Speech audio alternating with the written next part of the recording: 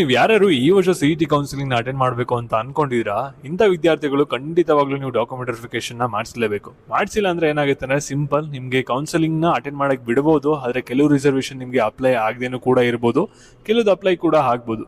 ಹಾಗಾದ್ರೆ ಯಾರು ಕೆ ಆಫೀಸ್ಗೆ ಹೋಗ್ಬೇಕು, ಡಾಕ್ಯುಮೆಂಟ್ ವೆರಿಫಿಕೇಶನ್ ನ ಮಾಡಿಸಬೇಕು, ಇದ್ರ ಬಗ್ಗೆ ಡೀಟೇಲ್ ಆಗಿ ಈ ಒಂದು ವಿಡಿಯೋದಲ್ಲಿ ತಿಳಿಸ್ಕೊಡ್ತೀನಿ. ಈ ವರ್ಷ ನೀವು ಸಿಇಟಿ ಎಕ್ಸಾಮ್ ನ ಬರ್ತಿದ್ದೀರಾ, ಹಾಗೆ ಸಿಇಟಿ ಕೌನ್ಸಿಲಿಂಗ್ ನ ಅಟೆಂಡ್ ಮಾಡಬೇಕು ಅಂತ ಅನ್ಕೊಂಡಿದ್ದೀರಾ ಅಂದ್ರೆ ನಿಮ್ಗೆ ಎಲ್ಲರಿಗೂ ಕೂಡ ಈ ಒಂದು ವಿಡಿಯೋ ಇಂಪಾರ್ಟೆಂಟ್ ಆಗಿರುತ್ತೆ. ಪ್ರತಿಯೊಬ್ರು ಕೂಡ ವಿಡಿಯೋನ ಗಮನ ಇಟ್ಟುಕೊನೆವರೆಗೂ ಕೂಡ ನೋಡಿ.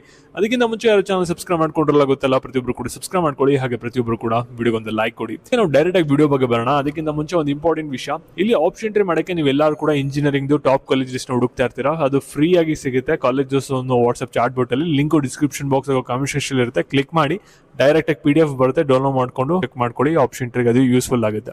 ಓಕೆನಾ, ಇವಾಗ ನಾವು ಬ್ಯಾಕ್ ವಿಡಿಯೋ ಬಗ್ಗೆ ಬರೋಣ. ಈಗ ಪ್ರತಿಯೊಬ್ರು ಕೂಡ ವಿಡಿಯೋನ ಗಮನ ಇಟ್ಟುಕೊನೆವರೆಗೂ ಕೂಡ ನೋಡ್ತಾ ಹೋಗಿ.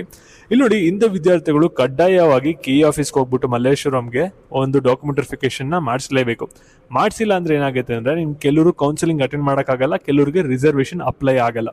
ಓಕೆನಾ, ಹಾಗಾದ್ರೆ ಡಾಕ್ಯುಮೆಂಟ್ ವೆರಿಫಿಕೇಶನ್ ಯಾರು ಮಾಡಿಸ್ಬೇಕಂದ್ರೆ, ಇಲ್ಲಿ ನೀವು ಯಾರ್ಯಾರು ಸ್ಪೆಷಲ್ ಕ್ಯಾಟಗರಿನ ಕ್ಲೈಮ್ ಮಾಡಿದಿರಾ, ಡಿಫೆನ್ಸ್, ಎಕ್ಸ್ ಡಿಫೆನ್ಸು, ಹಾಗೆ ಸ್ಕ್ರೀನ್ ಮೇಲೆ ಏನು ಕಾಣ್ತಿದಿಲ್ಲ, ಇಷ್ಟರಲ್ಲಿ ಯಾವ್ದಾರ ಒಂದು ನೀವು ಏನಾದರೂ ಸ್ಪೆಷಲ್ ಕ್ಯಾಟಗರಿನ ಕ್ಲೈಮ್ ಮಾಡಿದಿರಾ ಅಂದ್ರೆ ಇಲ್ಲಿ ಡೇಟ್ಸ್ಗಳು ಏನು ಕೊಟ್ಟಿದ್ರಲ್ಲ, ಅಕಾರ್ಡಿಂಗ್ ಟು ದಿಸ್ ಡೇಟ್ ನೀವೇನು ಮಾಡಬೇಕಾಗುತ್ತೆ ಅಂದ್ರೆ ಡಾಕ್ಯುಮೆಂಟ್ ವೆರಿಫಿಕೇಶನ್ ಮಾಡಿಸಬೇಕಾಗುತ್ತೆ.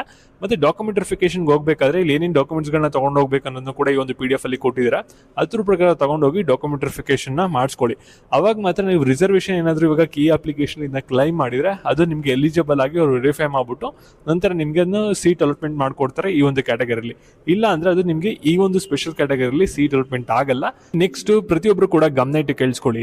ಇಂಥ ವಿದ್ಯಾರ್ಥಿಗಳು ಕೆ ಆಫೀಸ್ ಮಲ್ಲೇಶ್ವರಂಗೆ ಹೋಗ್ಲೇಬೇಕು, ಡಾಕ್ಯುಮೆಂಟ್ ವೆರಿಫಿಕೇಶನ್ ಮಾಡಿಸ್ಕೊಳ್ಳೇಬೇಕು. ಏನಾದ್ರು ಇವಾಗ ಡಾಕ್ಯುಮೆಂಟ್ ವೆರಿಫಿಕೇಶನ್ ಏನಾದ್ರು ನೀವು ಸ್ಕಿಪ್ ಮಾಡ್ತು ಅಂದ್ರೆ KA ಕೌನ್ಸಿಲಿಂಗ್ ಅಟೆಂಡ್ ಮಾಡೋಕ್ಕಾಗಲ್ಲ, ಆಪ್ಷನ್ ಎಂಟ್ರಿ ಮಾಡೋಕ್ಕಾಗಲ್ಲ, ಅದನ್ನ ತಲೆಗೆ ಹಾಕೋಬಿಡಿ. ಓಕೆನಾ, ಹಾಗಾದ್ರೆ ಯಾರ್ಯಾರು ಡಾಕ್ಯುಮೆಂಟ್ ವೆರಿಫಿಕೇಶನ್ಗೆ ಹೋಗ್ಬೇಕು ಅದ್ರ ಬಗ್ಗೆ ತಿಳಿಸ್ಕೊಡ್ತೀನಿ. ಅದಕ್ಕಿಂತ ಮುಂಚೆ ನೀವೇನೇನು ಡಾಕ್ಯುಮೆಂಟ್ಸ್ಗಳನ್ನ ತಗೊಂಡು ಹೋಗ್ಬೇಕನ್ನೋದನ್ನ ಇಲ್ಲಿ ಸ್ಕ್ರೀನ್ ಮೇಲೆ ಕೊಟ್ಟಿದ್ರೆ, ಅಡ್ಮಿಟ್ ಕಾರ್ಡು, KA ಅಪ್ಲಿಕೇಶನ್, ಮತ್ತೆ ಒಂದು Aadhaar card, class 12 marks card, 10th marks card, ಹಾಗೆ ಸ್ಟಡಿ ಸರ್ಟಿಫಿಕೇಟ್ಗಳು, ಹಾಗೆ ಒರಿಜಿನಲ್ ಡಾಕ್ಯುಮೆಂಟ್ಸ್ ಎಲ್ಲ ಕೂಡ, ಹಾಗೆ ಒಂದು ಸೆಟ್ ಜೆರಾಕ್ಸ್ ನ ತಗೊಂಡು ಹೋಗ್ಬೇಕಾಗುತ್ತೆ. ನೀವು ಕ್ಲಾಸ್ ಎ ಬಿಟ್ಟು ಇಲ್ಲಿ ಸ್ಕ್ರೀನ್ ಮೇಲೆ ಏನ್ ಕಾಣ್ತಿದೆಯಲ್ಲ, ಇದರಲ್ಲಿ ಯಾವುದೇ ಒಂದು ಕ್ಲಾಸ್ ಬಿಲಾಂಗ್ ಆಗಿದ್ರೆ ನೀವು ಕಡ್ಡಾಯವಾಗಿ ಆಫ್ಲೈನ್ ಡಾಕ್ಯುಮೆಂಟ್ ವೆರಿಫಿಕೇಶನ್ ನ ಮಾಡಿಸ್ಕೋಬೇಕು. ಅದಾದ್ಮೇಲೆ ನೀವು ಒಂದು KA ಕೌನ್ಸಿಲಿಂಗ್ ನ ಅಟೆಂಡ್ ಮಾಡಕ್ ಸಾಧ್ಯ. ಇದು ಕ್ಲಾಸ್ Y ಮತ್ತೆ A ಅವ್ರಿಗೆ ಅಪ್ಲೈ ಆಗಲ್ಲ ಡಾಕ್ಯುಮೆಂಟ್ ವೆರಿಫಿಕೇಶನ್. ಓಕೆನಾ, ಇಲ್ಲಿ ನೋಡಿ, ನಿಮಗೆ ಡಾಕ್ಯುಮೆಂಟ್ ವೆರಿಫಿಕೇಶನ್ ಮಾಡಿಸ್ಕೊಳ್ಳೋಕೆ ಒಂದು ಶೆಡ್ಯೂಲ್ ಬುಕ್ ಮಾಡ್ಕೊಂಡು ಹೋಗ್ಬೇಕಾಗುತ್ತೆ KA ಆಫೀಸ್ಗೆ. 7ನೇ ತಾರೀಕು ಲಿಂಕ್ ಓಪನ್ ಆಗುತ್ತೆ. ನಿಮಗೆ ಡಾಕ್ಯುಮೆಂಟ್ ವೆರಿಫಿಕೇಶನ್ ಬಂದ್ಬಿಟ್ಟು ಮೇ 11ನೇ ತಾರೀಕಿಂದ 22ನೇ ತಾರೀಕುವರೆಗೂ ಕೂಡ ನಡೆಯುತ್ತೆ. KA ಆಫೀಸ್ ಮಲ್ಲೇಶ್ವರಂ ಅಲ್ಲಿ ಆಫ್ಲೈನ್ಲಿ ಡಾಕ್ಯುಮೆಂಟ್ ವೆರಿಫಿಕೇಶನ್ ಮಾಡಿಸ್ಕೋಬೇಕಾಗುತ್ತೆ. ಅದು ನೀವು ಕಂಪ್ಲೀಟ್ ಮಾಡ್ತು ಅಂದ್ರೆ ಮಾತ್ರ ನಿಮಗೆ ನೆಕ್ಸ್ಟ್ ಒಂದು ಕೌನ್ಸಿಲಿಂಗ್ ಸ್ಟಾರ್ಟ್ ಆದಾಗ ಆಪ್ಷನ್ ಎಂಟ್ರಿ ಮಾಡಕ್ ಸಾಧ್ಯ, ನೀವು ಕೌನ್ಸಿಲಿಂಗ್ ಅಟೆಂಡ್ ಮಾಡಕ್ ಸಾಧ್ಯ. ಮತ್ತೆ ಈ ಒಂದು ವಿಡಿಯೋ ನಿಮ್ಮ ಫ್ರೆಂಡ್ಸ್ಗಳಿಗೆ ಯಾರಿಗೆ ಸಹಾಯ ಆಗುತ್ತೆ ಅವ್ರಿಗೆಲ್ಲರಿಗೂ ಕೂಡ ಶೇರ್ ಮಾಡಿ. ನೆಕ್ಸ್ಟ್ ಇದೇ ರೀತಿ ಅಪ್ಡೇಟ್ಸ್ಗಾಗಿ ಪ್ರತಿಯೊಬ್ಬರು ಕೂಡ ಚಾನಲ್ ಸಬ್ಸ್ಕ್ರೈಬ್ ಮಾಡ್ಕೊಳ್ಳಿ. Thank you.